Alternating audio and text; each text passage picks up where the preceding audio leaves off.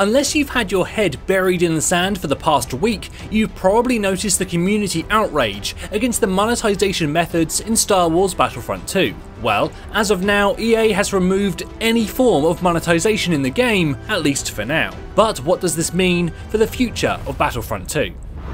Let's quickly roll back the clock, as this entire thing started with some very good news. EA announced many months ago that Battlefront 2 would have no paid DLC. All maps, heroes and updates would be entirely free. This way, those playing the game wouldn't be split into those with DLC packs and those without. However, nothing is truly free in this world, and with EA paying Disney an undisclosed but presumably huge sum of money for the exclusive rights to make Star Wars games for PC and console, they will want to make them as profitable as possible. Enter the purchasable loot crates, 2017's favourite microtransaction. Players got a look at the system in-game during the beta test, and concerns about the pay-to-win nature of the boxes quickly made headlines. Battlefront 2's progression is based around star cards, which boost things like the damage of a character's abilities. Star cards are primarily found in the game's crates, which could be purchased with either in-game currency called credits or crystals, the premium currency purchased with real-world money. Following the beta, changes were made. Most importantly, the epic quality cards, the most powerful, could no longer be found in the boxes, but this was far from enough. When the game released for players with EA Access last week, it quickly became apparent that the changes made very little difference, and the ability to pay real-world money for a tangible and substantial power boost in-game remained a serious problem.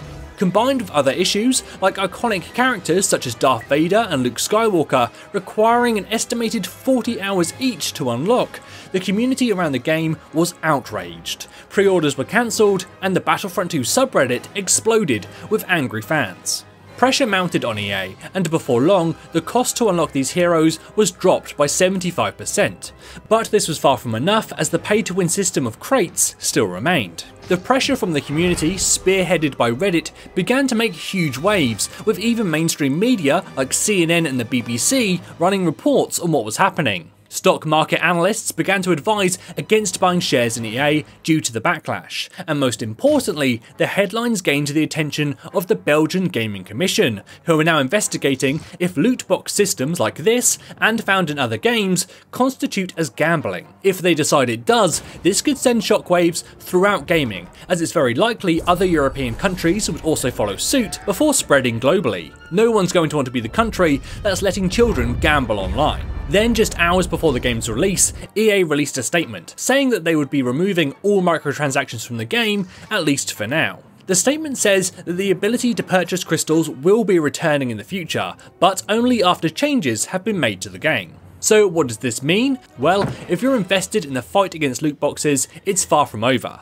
While this is a major victory for consumers and shows the impact a community can have, the microtransactions will be returning, and opinions on how that should look will continue to be shared through Reddit and other sources. There are plenty of ways to do microtransactions that don't impact the game as harshly.